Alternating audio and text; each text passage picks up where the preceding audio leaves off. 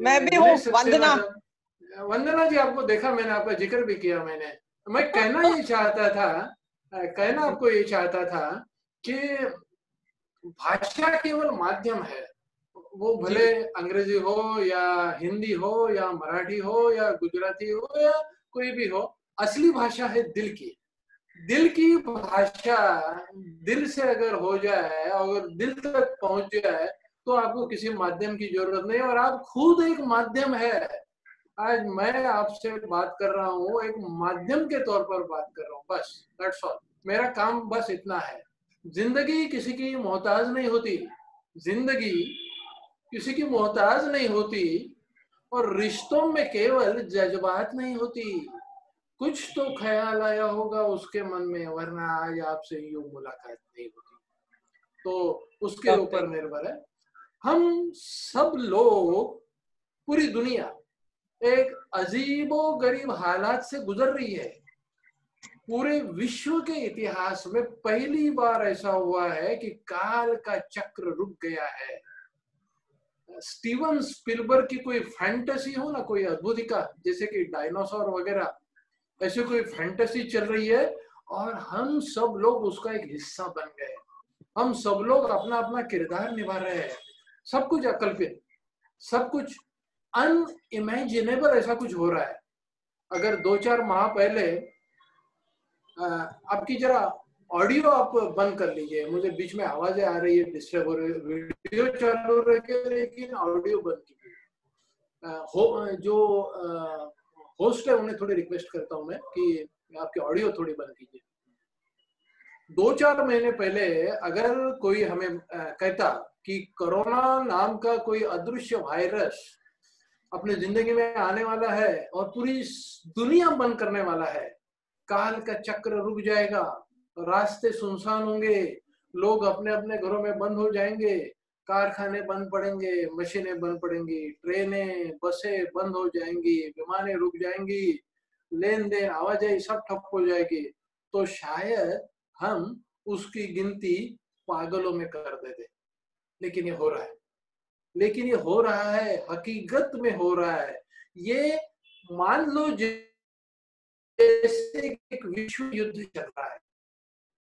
2 विश्व युद्ध हो गए थे, वर्ल्ड वॉर हो गए थे, लेकिन वो विश्व युद्ध और ये विश्व युद्ध, इनमें एक एक सबसे बड़ा महत्वपूर्ण फर्क है। वो जो 2 विश्व युद्ध इसके पहले हो गए थे, उनमें दुश्मन एक दूसरे के सामने थे, लेकिन ये विश्व युद्ध ऐसा है जिसमें जो सामने दुश्मन है वो दृश्यमान नहीं है, अदृश्य है। और हम सब ऐसे कठिन हालात से गुजर रहे हैं। मुझे कहानी याद आ रही है। एक हवाई जहाज का सफर चालू था, एक शहर से लेके दूसरे शहर तक।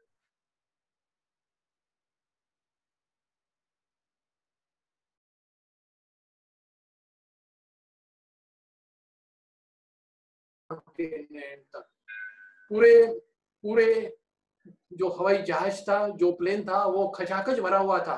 बिजनेस क्लास में बिजनेस क्लास में एक बड़े उद्योगपति, एक बड़े सेठ अपनी तुंदील तनु लेके हुए, चेहरे पे घमंड, चेहरे पे गुरूर लेके आके पहली सीट पर बैठ गए। उनके बाजू वाली सीट खाली थी। ट्रेन अपनी माफ कीजिएगा, हवाई जहाज शुरू होने के कुछ पल पहले वो जो एयर होस्टेस थी, उसने एक छोटी बच्ची को लाके वहां बिठा दिया। शायद किसी स्टाफ की वो बच्ची होगी। उसको कुछ चॉकलेट वॉकलेट दे दिए, हाथ में एक मोबाइल थमा दिया, और मोबाइल में उसको गेम ऑन कर दिया, और वो गेम खेलने लगी, बस अपनी धुन में मशगूल। प्लेन चालू हो गया। काफी लंबा सफर था, 8-10-12 घंटे का सफर था।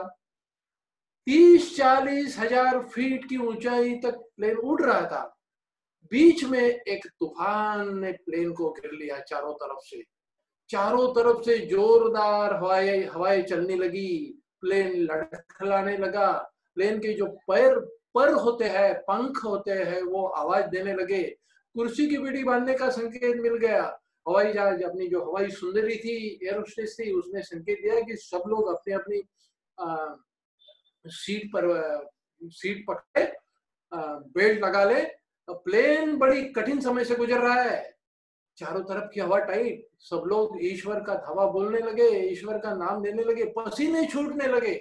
वो जो पहली सीट पर वो जो बड़ी ढेरी वाले जो उद्योगपति बैठे थे, अब तक उनके चेहरे पर घमंड था, अब तक उनके चेहरे पर गुरूर था, उनके तो पसीने छूट गए, घबरा गए। उनके सामने अपना पूरा एम्पायर आ गया। अरे मेरा इतना करोड़ का वो एम्पायर है, इतना करोड़ का धंधा है, मेरे इतने कारखाने हैं, मेरे इतने कॉर्पोरेट ऑफिस है, कहीं यहाँ इंग्लैंड में एक ऑफिस है, कहीं न्यू दिल्ली में एक ऑफिस है, और ये है और वो है, वो है और ये है। उनके बाजू के सीट पर जो बच्ची बैठी थी, वो बड़े, कुर्सी की पेटी तो बांधी हुई थी, लेकिन वो बड़े अपने धुन में मोबाइल पर गेम खेल रहे थे। उनको अचरज लगा। थोड़ी देर में ये हादसा गुजर गया। वो जो पायलट था उसने बड़ी बेखूबी के साथ प्लेन को उस तूफान से बाहर निकाला। हवा शांत हो गई, नीला आसमान दिखने लगा, प्लेन का आवाज आना बंद हो गया, प्लेन को जो टर्बुलेंस था वो कम हो गया। कुर्सी की पेटी निकालने का संकेत मिल गया। हवाई सुंदरी ने सबको चाय वाय सब की। पायलट ने जाहिर कर दिया कि हम अभी सुरक्षित है, चिंता मत कीजिए। वो जो सेठ थे, बिजनेसमैन बैठे थे, उन्होंने उस बच्ची को पूछा कि बेटी, हम सब लोग घबरा गए थे, हमारी हवा टाइट हो गई थी, पसीने छूट गए थे, हम ईश्वर का नाम ले रहे थे, लेकिन आपको बिल्कुल डर नहीं लगा, आप अपना गेम खेल रही थी। तो बच्ची ने अपनी गर्दन ऊपर की और बोले, नहीं, मुझे बिल्कुल डर नहीं लगा। क्यों बेटा? क्योंकि इस प्लेन के पायलट मेरे बाबा है, और मैं जानती हूं कि तूफान कितना भी गहरा हो, वो मुझे सुरक्षित लेके जाने वाले हैं। मेरे सब गुरु बंधुओं, मेरे बहनों, मेरी माताओं, आज अपने अपने प्लेन भी बड़ी तूफान से गुजर रहे हैं, लेकिन यकीन रखिए इस प्लेन के पायलट अपने बाबा है, और अपने को बड़ी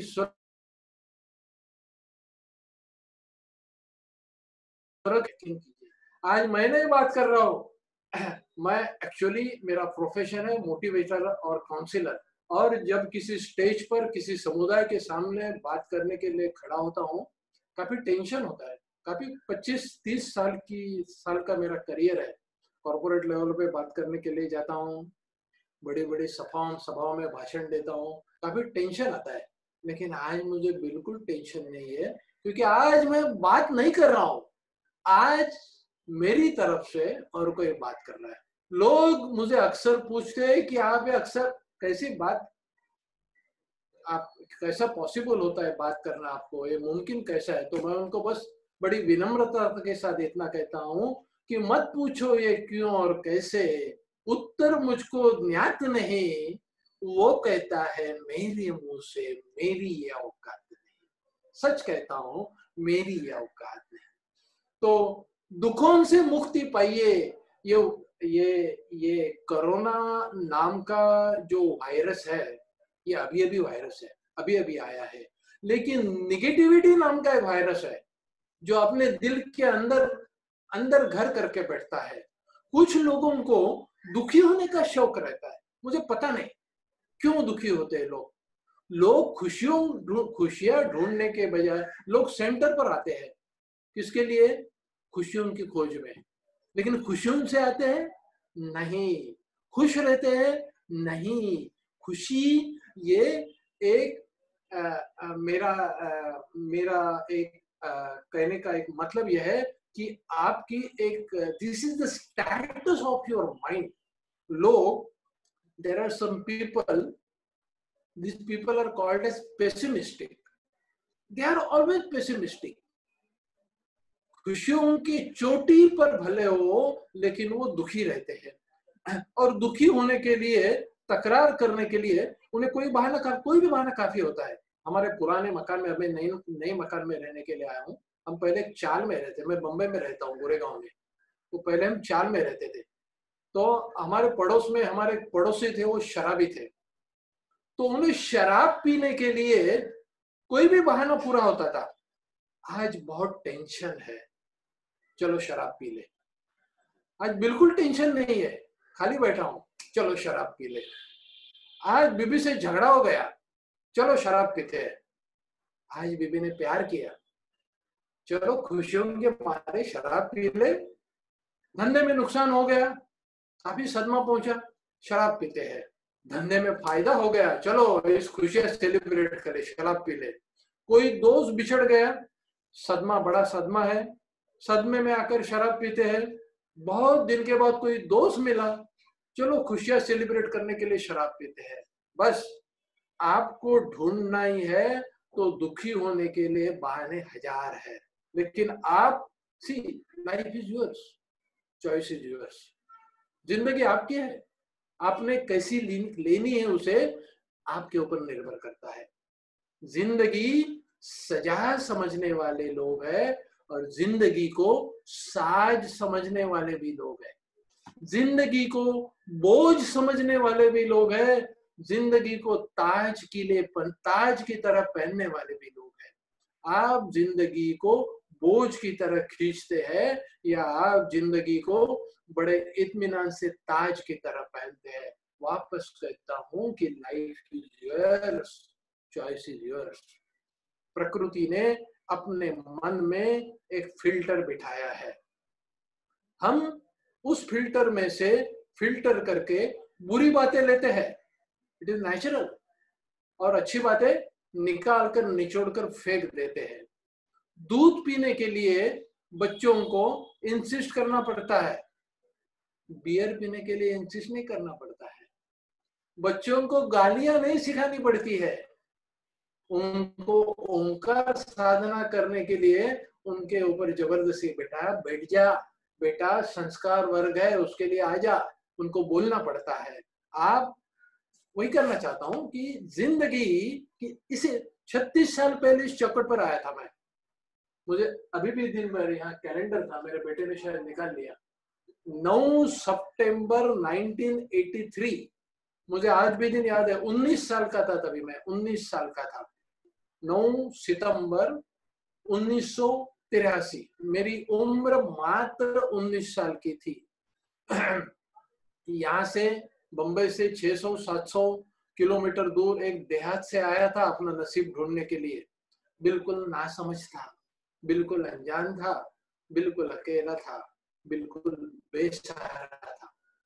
my mother was patient of depression, बाद में वो पूरी मेंटल हो गई, तो घर की पूरी चैन हाल पूरा स्वास्थ्य खो चुका था।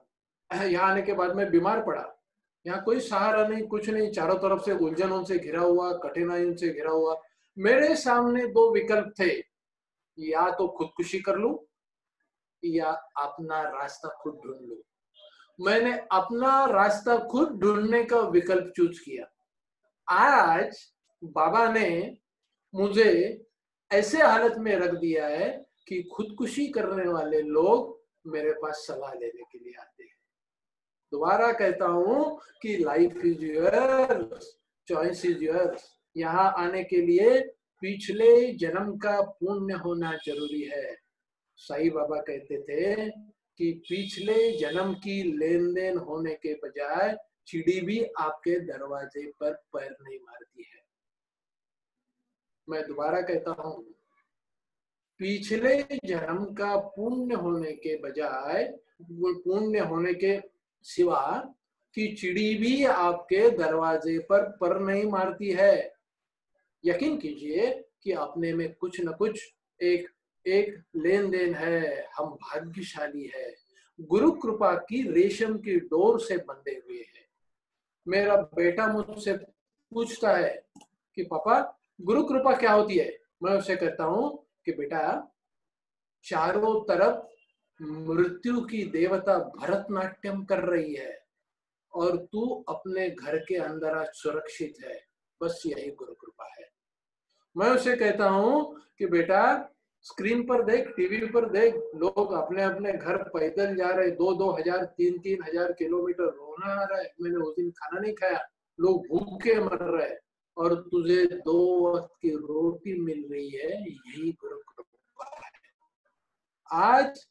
आज ही की वार्ता है, आप टीवी देखते होंगे, आज एक जवान अभिनेता ने खुदकुशी कर ली, एक 4 घंटे पहले की बात, समाचार मिल गया होगा आपको। मैं उसे कहता हूँ कि तुझे संवरने के लिए तेरा बाप और तेरी माँ तेरे पीछे है, यही गुरु कृपा है। बस गुरु कृपा को समझ जाओ, इसका एहसास होना जरूरी है। गुरु कृपा क्या है, गुरु कृपा क्या होती है, आशीर्वाद क्या होता है, ये समझना जरूरी होता है।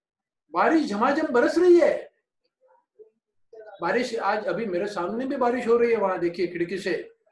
उसका पानी जब चट्टानों पर बरसता है बह जाता है, लेकिन जब वो उपजाऊ जमीन पर बरसता है तब वहां फसल की जड़ पकड़ती है।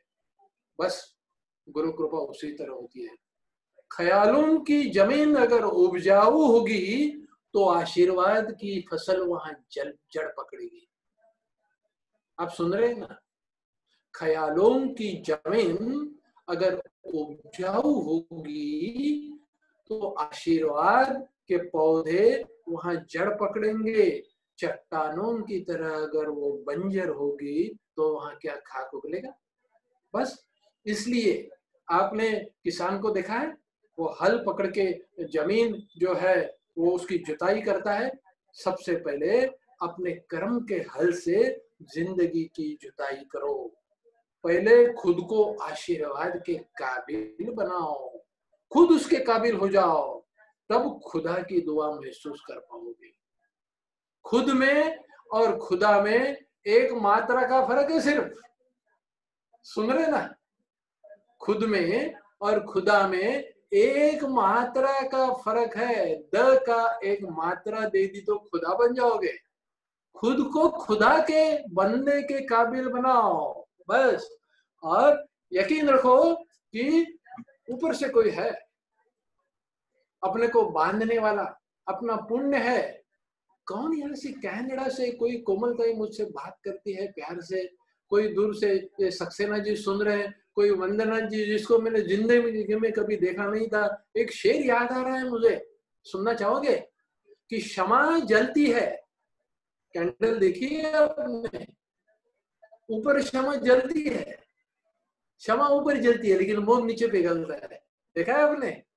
क्षमा जलती है और मोम पिघलता है। क्षमा जलती है और मोम पिघलता है। तो क्षमा उसे पूछती है कि जल मैं रही हूं, तू क्यों पिघल रहा है?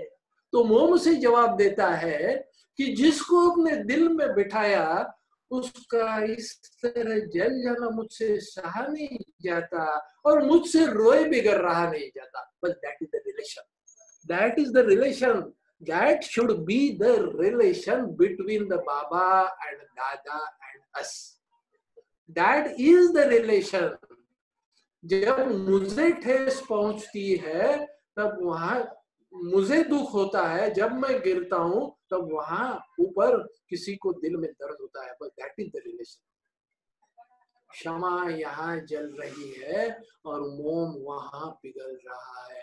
आप में से हर एक को उसके काबिल बनाना है। देयर इज सम बॉन्डिंग, कुछ वेवलेंथ है। देखिए मैं बॉम्बे में रहता हूँ, बॉम्बे की जनसंख्या जहां तक मुझे अनुमान है मेरा 100 करोड़ है।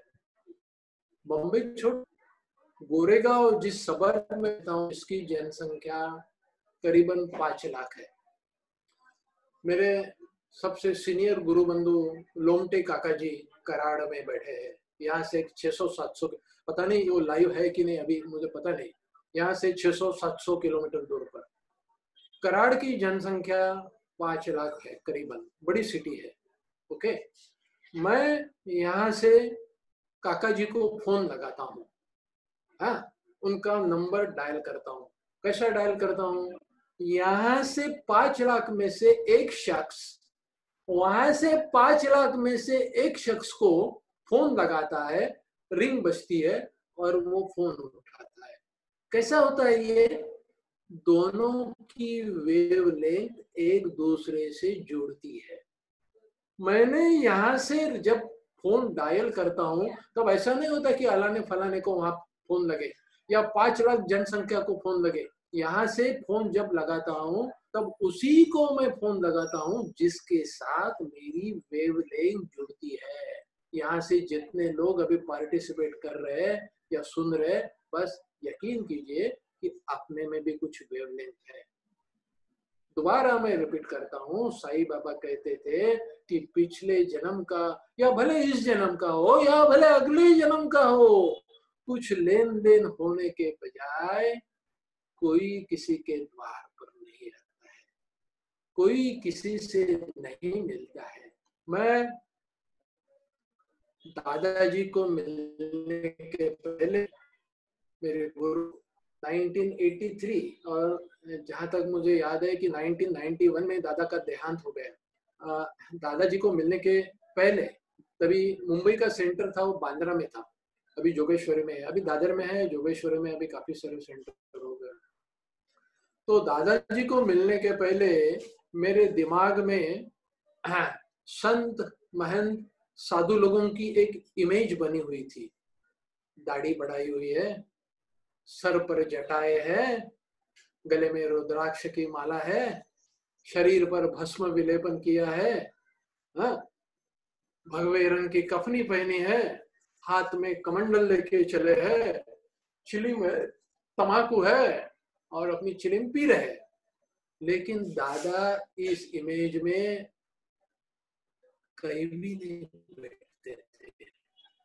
साफ सुथरी दाढ़ी, साफ सुथरा चेहरा, ठीक से कंघी किए हुए बाल, साफ सुथरे कपड़े, ज्यादातर श्वेत रंग के कपड़े, और चेहरे पर पूरे विश्व की शांति और पूरे विश्व की प्रसन्नता भरी हुई। बस ये दादाजी का और मेरा पहला दर्शन था। और एक उसके भी आगे जाके मैं कहूँ एक विश्वास। मुझे याद है गुरु पूर्णिमा का दिन था और दादर माटुंगा कल्चरल सेंटर, यहाँ से दादर जो कि सेंटर प्लेस है मुंबई की, वहाँ दादर माटुंगा कल्चरल सेंटर, वहाँ वो गुरु पूर्णिमा का वो जो अपना सालाना फंक्शन रहता है वो उसका आयोजन किया हुआ था मुंबई सेंटर में। और काफी बड़ी भीड़ थी, खचाखच भरा हुआ दादा का दर्शन लेने और दादा को गुरु दक्षिणा अर्पण करने के लिए कतार लगी थी। वो 1983 या 84 की बात है और मैं पढ़ाई से इंजीनियर हूँ, अभी इंजीनियरिंग से कोई वास्ता नहीं रहा, अभी now I am in the field of motivation and counselling. तो तभी मैं एक कंपनी में ट्रेनी था, नया 19-20 साल की उम्र थी और मुझे पेमेंट कितना होगा, ट्रेन ही था, 400 रुपये पेमेंट था। हाँ, तो दादाजी को वीड़ा यानी कि 2 पन्ने, जो मेरे जो दिल्ली वगैरह से जो दोस्त लोग बंधु सुन रहे, वीड़ा तो जानते होंगे कि अपनी इस फील्ड में वीड़ा किसे कहते हैं। 2 पन्ने और उसके ऊपर सुपारी, बिटल नेट और दक्षिणा उसके ऊपर हम रखते हैं। तो मैंने जेब में हाथ डाला, लंबी कतार थी, दादा बैठे थे आसन पर और मुझे दक्षिणा वहां तक पहुंचानी थी, वो कतार में उनके पैरों पर रखनी थी, कतार में खड़ा रहा था। मैं जेब में हाथ डाल के सोच रहा था कि ₹1.25 डालूं।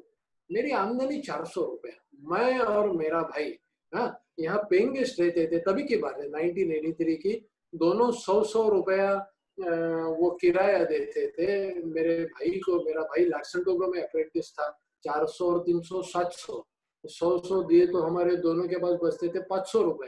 तो 500 रुपए में 2 टाइम का खाना, चाय पानी, ट्रेन का सफर, पास निकालना और फिर हर 2-3 महीने के बाद गाँव जाना वगैरह वगैरह जो कुछ है। दोनों बहनें थी छोटी, उनको लगता था कि अपने भाई लोग विलायत में कुछ बैरिस्ट्री वगैरह पढ़ रहे हैं, तभी का जमाना ही ऐसा था, अभी हंसी आती है।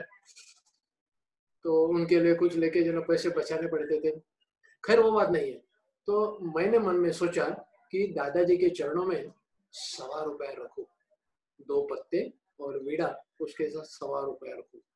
तो मेरा नंबर आया, मैंने जेब में हाथ डाला, ₹1.25 जो निकाला था वो कहीं भूल हो गया और 100 का नोट लगा। मैंने रखना तो था दादाजी के चरणों पर, पीछे कतार थी, मेरे पीछे सैकड़ों लोग खड़े थे, अभी क्या करूं, नोट निकालूं या ना निकालूं, कुछ दक्षिणा तो रखनी है। मैंने बेझिझक वो 100 रुपए का, यकीन कीजिए मेरा 400 रुपए मेरे आमदनी और हाथ में कुछ भी नहीं बचता था। मैंने उस 100 रुपए का नोट निकाला और वो जो बीड़ा था दादाजी के, मुझको ऐसा दादाजी के मैंने मुख कमल उनका देखा, उनका चेहरा देखा, मुझे ऐसा महसूस हुआ कि दादा मेरी तरफ देखकर हंस रहे हैं। यकीन करता हूँ करो, बड़े बड़े आ, क्या कहूँ उसे, कृतज्ञ के ग्रेटिट्यूड है मेरे मन में। उसके बाद मान लीजिए कि दादाजी ने अपना जो जो कुछ था वो मेरे जेब से निकाल के ले लिया। उसके बाद आज तक मेरी जेबें कभी खाली नहीं रही, आज तक मेरी जेबें कभी खाली नहीं रही। भगवान ने काम भी क्या दिया मालूम है? मैंने क्या, दादाजी ने क्या काम सौंपा दिया था मालूम है? I am the pioneer of greeting cards in India in vernacular language. इसके पहले ग्रीटिंग कार्ड्स केवल अंग्रेजी में होते थे और वर्नाकुलर लैंग्वेज में पहले मराठी में आए, और उसका जो जनकत्व है वो मेरे पास आता है।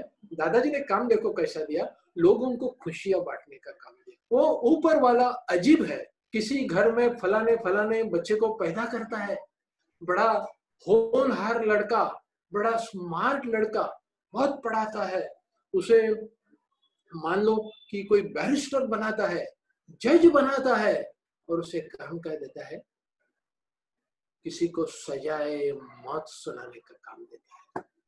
उसने मुझे बड़े विपरीत हालात में पैदा किया, घर की गरीबी थी, खुदकुशी करने को दिल कर रहा था, अपमान, अवहेलनाएं, बड़ी बड़ी तकलीफें दी थी, बड़ी उलझने दे दी, और काम क्या दिया? लोगों को खुशियां बांटने का, लोगों को प्यार बांटने का। बस यही अपराध मैं हर बार करता हूँ। आदमी हूँ, आदमी से प्यार करता हूँ। मैं बसाना चाहता हूँ एक गांव धरती पर, मैं बसाना चाहता हूँ एक गांव धरती पर, आदमी जिसमें रहे बस आदमी बनकर, उस नगर की हर गली तैयार करता हूँ। हाथ खाली है मगर व्यापार करता हूँ, बस आदमी हूँ, आदमी से प्यार करता हूँ। काम भी ऐसा हो। यकीन कीजिए, विश्वास रखिए, सवाल पानी का नहीं, सवाल प्यास का है। सवाल हवा का नहीं, सवाल सांस का है। ये जिगर, ये सोच आपके मन में होनी चाहिए। आप सेंटर पर आते हैं, सोच बदलो। सेंटर पर आने के लिए मैंने सबसे पहले कहा था कि आपके दिल की जो जमीन है उसकी जुताई करो कर्मों के हल से, और सबसे पहले उसे उपजाऊ बनाओ। जमीन बंजर है, ऊपर से गुरु कृपा बरस रही है, बारिश बरस रही है, लेकिन क्या आप उसे एब्सॉर्ब कर पा रहे हैं? नहीं। आप जब सुबह उठते हैं हर दिन, तब आप जानते हैं बाबा आपके हाथ में हर रोज एक चेक थमा देते हैं। उस चेक पर कीमत होती है 24 घंटे या 1440 मिनट या 86,400 सेकंड। अब जानते हैं दुनिया में 3 किस्म के लोग होते हैं, उसमें से एक किस्म के जो लोग हैं वो उससे बिल्कुल नावाकिफ रहते हैं। वो बिल्कुल इससे पूरे अनजान रहते हैं कि ईश्वर ने आपके हाथ में इतना कुछ, बाबा ने इतना कुछ कीमती थमा दिया है। वो हमेशा तकरार करते रहते हैं, ये मेरा काम नहीं है, ये मैं नहीं करूंगा, ये मुझसे नहीं होगा, ये मैं नहीं जानता। और उनका 5वां सेंटेंस क्या रहता है मालूम है? वो आगे कैसा गया? अरे यार, ये तेरा काम नहीं है, ये तू नहीं करेगा, ये तुझसे नहीं होगा, और वो आगे जाएगा नहीं। ये लोग जिंदगी में गुरु कृपा कितनी भी हो, आशीर्वाद कितना भी हो, ये लोग अपनी जगह से टस से मस नहीं होते। ये लोग दुखों में पैदा होते हैं और दुखों में ही इस दुनिया का विराम करते हैं।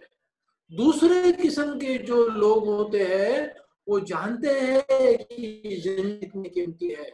हर सुबह अपने हाथ में पड़ने वाला ये जो चेक है, उसकी चेक दोबारा कहता हूँ, 24 घंटे, बड़ा महंगा चेक है। 24 घंटे या 1440 मिनट या 86,400 सेकंड। आप जानते हैं आप हर दिन कितने अमीर होते हैं?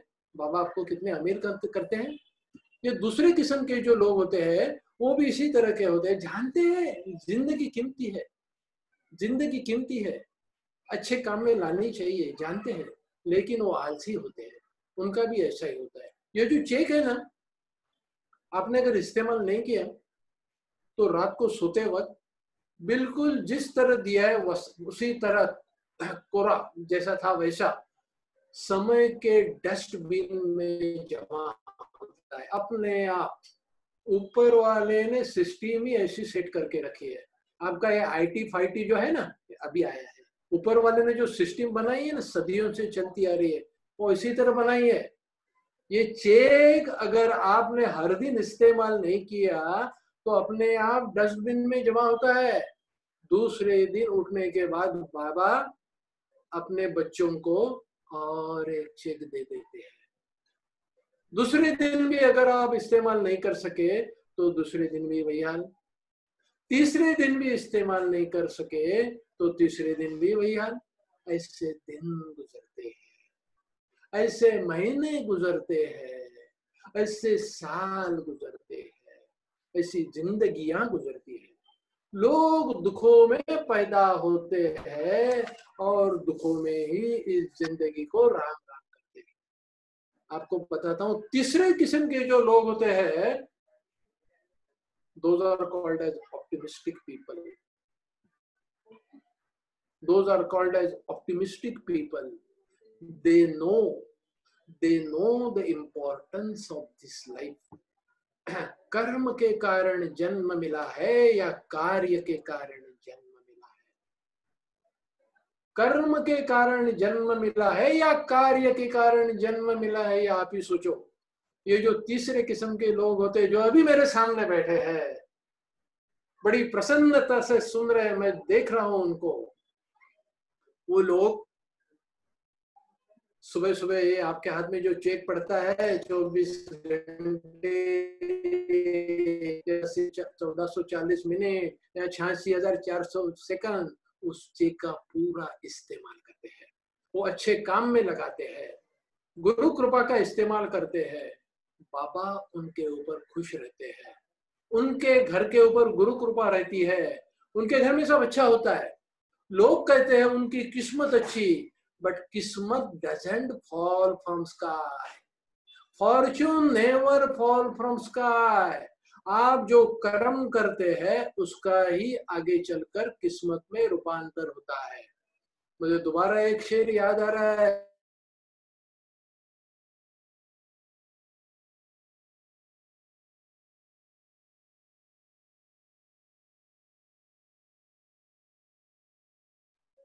सुन रहे ना?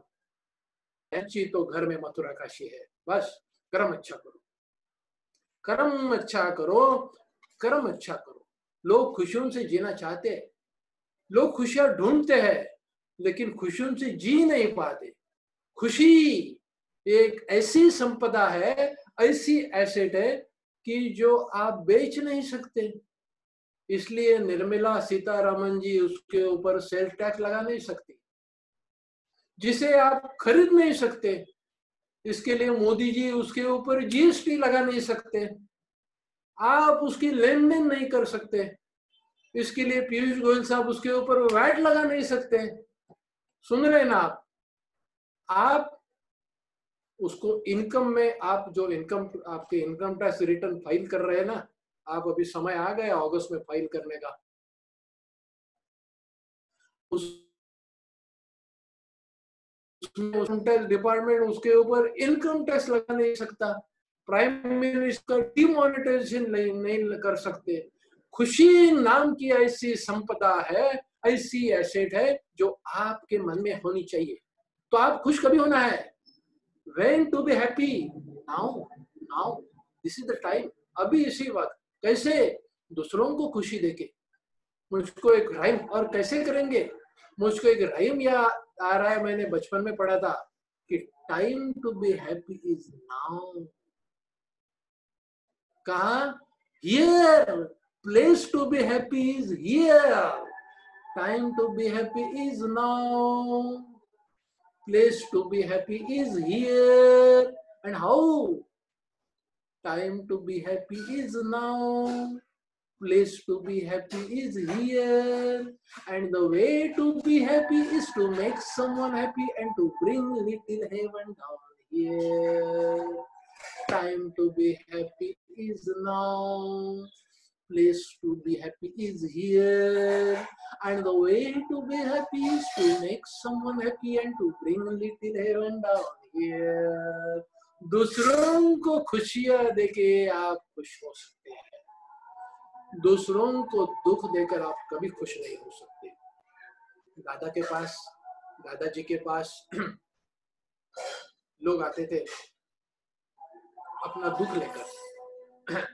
ये हमने कभी दादाजी के मुंह से सुना है, कभी ओंकार चाचा के मुंह से सुना है, कभी लोंटे काका जी के मुंह से सुना है।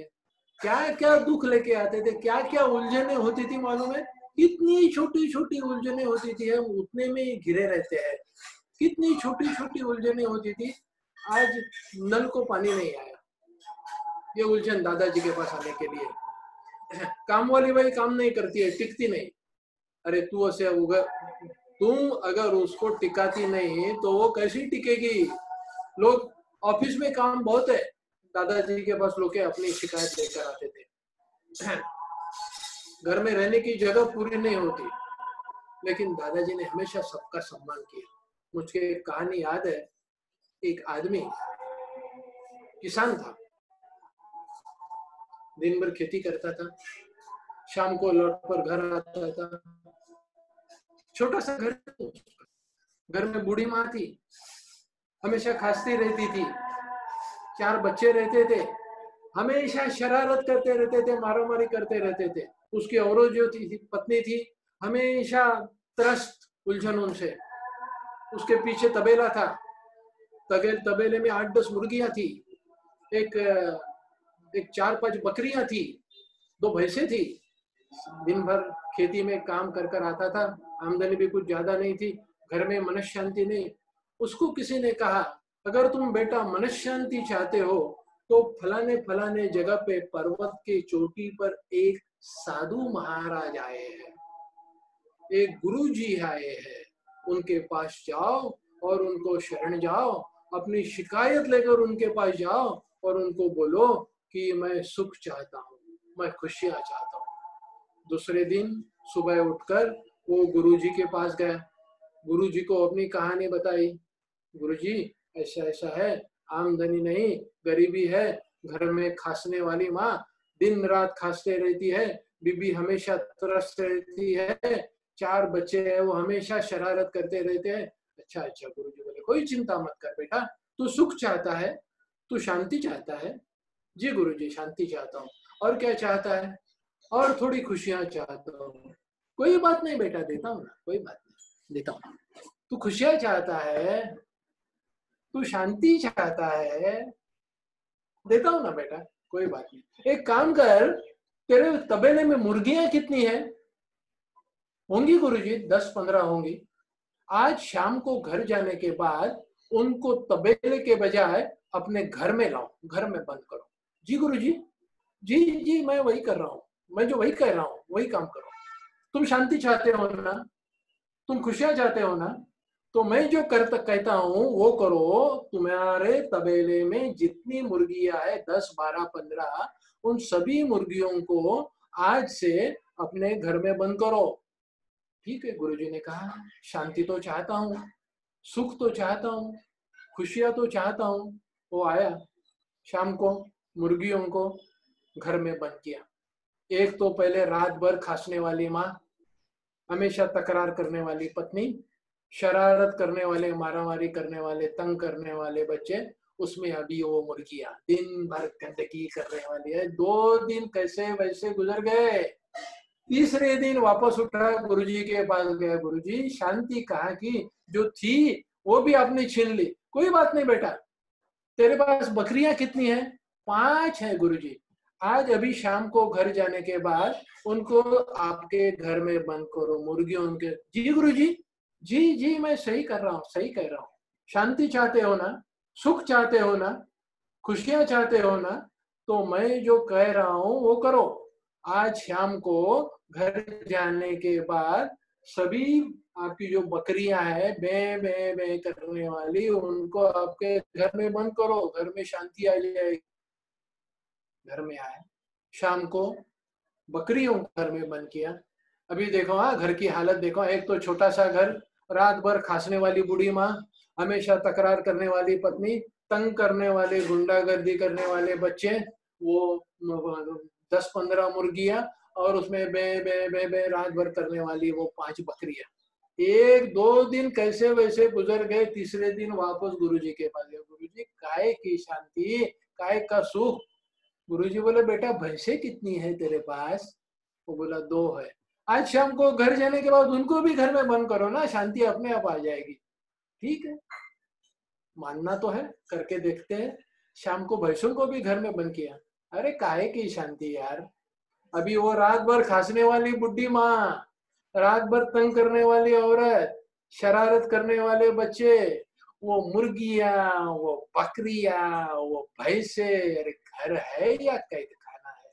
दूसरे दिन सुबह उठा, रात भर सो भी नहीं सका यार, सांस भी ले नहीं सका। गुरुजी के पास गया, गुरुजी क्या कह रहे हैं, मेरी परीक्षा तो नहीं ले रहे ना? नहीं बेटा, एक काम कर, शांति अभी तक नहीं मिली तुझको, एक काम कर, आज घर जाने के बाद सब भैंसों को, सब बकरियों को, सब मुर्गियों को घर से बाहर निकाल, तबेले में बंद कर, और घर पानी से धो ले, साफ सुथरा कर ले, और फूलों की माला चढ़ाए और घर में पूजा कर। बस इतना ही काम कर। घर जाने के बाद उसने किया, उतना काम उसने किया, और रात को उसको जो जितनी शांति नींद लगी क्या कहे। गुरुजी के पास गया और गुरुजी को बोला, गुरुजी आज बड़ी अच्छी नींद लगी, आपने जो नुस्खा बताया बड़ा जालिम नुस्खा है, मैंने कितने सालों में ऐसी नींद नहीं ली थी। गुरुजी बोले, बेटा मैंने तुझको अलग क्या बताया, मेरे पास आने के पहले तेरी जो सिचुएशन थी वही सिचुएशन में मैंने तुझे लाके छोड़ दिया। जब तक आप दुखों से मुलाकात नहीं कर लेते, तब तक आप महसूस नहीं कर पाओगे कि आप सुख में है। तब तक आप महसूस नहीं कर पाओगे कि आप सुख में है। मेरा बेटा 21 साल का है, जब लॉकडाउन शुरू हो गया, अभी 3-3.5 महीने तो हो गए, आप कनाडा से सुन रहे जो लोग, मालूम नहीं वहां कितने दिन हो गए। एक 5 मिनट में अपनी मुलाकात समाप्त करेंगे। मेरी घड़ी मुझको 7:30 का टाइम दिखा रही है। आपको अगर कोई सवाल पूछना है तो सामने चैट बॉक्स है, आप मुझे बेझिझक पूछ सकते हैं, वहां आप आपका सवाल डाल सकते हैं। आपकी कोई भी आप पूछना चाहते हैं तो मुझे पूछ सकते हैं। तो मैं बता रहा था कि मेरा बेटा भी 21 साल का है, और बाबा के आशीर्वाद से वो पैदा हो गया है। मेरे घर के ऊपर बाबा की जो कृपा है, मैं उसे आपको मिलवाता हूँ। प्रथमेश, अच्छा ठीक है, बाहर गए, कोई बात नहीं, बाहर गए। तो जब लॉकडाउन जब डिक्लेयर हो गया, 8 दिन के बाद उसने मेरे साथ शिकायत करना चालू कि पापा क्या करे, तंग आ चुका हूँ, पूरा बाहर सब बंद है, कैसे दिन गुजरेंगे, 21 दिन कैसे गुजरने हैं, कहीं जाना नहीं, कुछ करना नहीं, क्या है, क्या चल रहा है। हाँ, मुझको तो मेंटली इतना डिस्टर्ब लग रहा है। मैंने उसके हाथ में एक किताब थमा दी, स्वातंत्र वीर विनायक दामोदर सावरकर नाम के एक विभूति की आत्मकथा है। 27-28 साल की उम्र का एक बैरिस्टर, तभी का बैरिस्टर, उस साल का बैरिस्टर, अपनी देश को स्वतंत्रता देने के लिए अंडमान में जाके दाखिल हुआ था और वहां 10x6 की काल कोठरी में जमीन पर सोता था, जमीन पर सोता था, बैरिस्टर जमीन पर सोता था। हाँ, खराब खाना मिलता था, टूटी फूटी वो रोटियां मिलती थी उसको। हाँ, वो उसका दुबला शरीर, उसके ऊपर वो जू रखकर, हल रखकर, उसको वो कोलू रखकर उसको हर दिन 15 पाउंड तेल निकालना पड़ता था। जितना तेल कम पड़ता था उतने चाबुक हंटर से उसके उतने फटके मिलते थे, खून निकलता था, शरीर से पानी आ जाएगा अगर आप सुनोगे पढ़ोगे वो आत्मकथा। तो उसको ब्रोंकाइटिस की बीमारी लग गई थी, उनको अमाउश या क्या बोलते हैं उसे, वो कलरा, वो हुआ था। किसके लिए? देश को स्वतंत्रता देने के लिए। अब उनकी तुलना में बेटे तेरी हालत देख, ऊपर फैन है, तेरे लिए एसी लगाया है, तू गादियों पर सो रहा है, माँ एक वेटर की तरह तेरे सामने बैठा, आज तेरे लिए क्या डिश बनाओ पूछ रही है, सामने टीवी है, हाथ में तेरे मोबाइल पर इंटरनेट है, हाँ सब समाचार है, दोस्त है, प्यार करने वाले माँ बाप है, गुरु कृपा है, सब है, और तू इसको तंग आ गया। जब तक आप दुखों से मुलाकात नहीं करते तब तक आप समझेंगे नहीं कि सुख इसे कहते हैं। ये गुरु कृपा है। मेरे दोस्तों, मेरी बहनों, मेरी माताओं, आपसे विदा लेने का समय आ गया है। आपसे विदाई लेने के पहले एक बात करना चाहूंगा आपसे कि सुख दो प्रकार के होते हैं, एक भौतिक, आखिरी 5 मिनट लेता हूं आपके, और एक आत्मिक, और एक आत्मिक। भौतिक सुख किसे कहते हैं? ये मान मरातब पैसा, ये सोने की चेन, ये गाड़ी घोड़ा, ये बंगला, ये घर गृहस्थी, ये पॉपुलैरिटी, मेरा हर 2 दिन के बाद मेरा पेपर में फोटो छपना वगैरह वगैरह। और आत्मिक सुख किसे कहते हैं? जो इन सब चीजों के ऊपर है, निष्काम आनंद।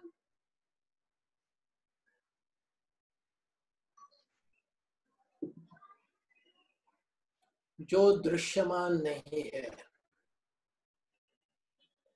जो वस्तुमान नहीं है, जिसका कोई परिमाण नहीं है, जिसे वासनाओं का बंधन नहीं है, जिसके पांवों में लालच की जंजीरें नहीं है, जो निर्गुण निराकार और निष्काम है, उसे आनंद कहते हैं, उसे आत्मिक सुख कहते हैं। हम उम्र भर भौतिक सुखों के पीछे भागते हैं, उनको पाने की लगातार कोशिशें चालू रखते हैं, लेकिन क्या हम इस आपाधापी में असली आनंद पाते हैं? उम्र बढ़ रही है, मैं 55 क्रॉस कर चुका हूं। उम्र बढ़ रही है, इसका अर्थ क्या है? मेरी जीवन यात्रा अंतिम चरण में पहुंच चुकी है। जिस परमात्मा के घर से 55 साल पहले निकल पड़ा था मैं इस धरती पर जन्म लेकर, उसके घर लौटने का क्षण समीप आया है। अगर स्वर्ग परमात्मा का घर है तो धरती पर जो मंदिर है वो उसका गेस्ट हाउस है। आप समझ रहे हैं ना? धरती पर जब वो चक्कर लगाने के लिए आता है, यहाँ का ख्यालात लेने के लिए, तब कुछ पलों के लिए इस गेस्ट हाउस में अपना मुकाम करता है, और जब हम उसका दर्शन लेने के लिए वहां जाते हैं तब शुचिर्भूत होकर जाते हैं, पवित्र होकर जाते हैं, नहा धोकर जाते हैं, साफ सुथरे होकर जाते हैं। अब अगर हमें उसके घर परमानेंट रहने के लिए जाना है, वो समय, वो घड़ी अगर नजदीक आई है, अगर उसमें विलीन होने के लिए जाना है, तो क्या इस आत्मा की शुद्धता नहीं करनी चाहिए? विकारों से लदबद मन और वासनाओं से वेष्टित इस आत्मा को वो थोड़ा ही अपने साथ एक रूप होने देगा। उसके दरवाजे पर एक सीसीटीवी कैमरा लगा हुआ है। उसके दरवाजे पर एक सीसीटीवी कैमरा लगा हुआ है। दूर से ही वो इस आत्मा की चेकिंग करता है और कोई भी संदेहजनक बात अगर उसने उस सीसीटीवी कैमरा में पाई तो उसी वासनाओं के बंधन में बंध कर उस आत्मा को इस धरती पर वो पुनश्च फेंक देता है। फिर उन वासनाओं से मुक्ति पाने के लिए फिर एक जन्म, फिर एक जीवन, फिर एक मरण, फिर कर्मों का बंधन। कभी मुक्ति पाएंगे? कब मुक्ति पाएंगे इससे? कब मुक्ति पाएंगे? मैं हमेशा सोचता हूँ मेरे जीवन किस प्रकार हुआ वो मेरे हाथ में नहीं था। मैं अनजान था, लेकिन मेरी इस जीवन यात्रा का अंत इतना शानदार हो कि ईश्वर भी मुझको सेलिब्रिटी ट्रीटमेंट दे दे, मुझको अपने गले लगा ले, कहे बेटा आजा। उसको मिलने का समय नजदीक आता जा रहा है, आपसे विदा लेने का समय भी नजदीक आता जा रहा है। ईश्वर की आप पर हमेशा कृपा रहे, आप हमेशा शांति, सुख और समाधान पाए, ये प्रार्थना मैं बाबा जी के चरणों में करता हूँ और आपसे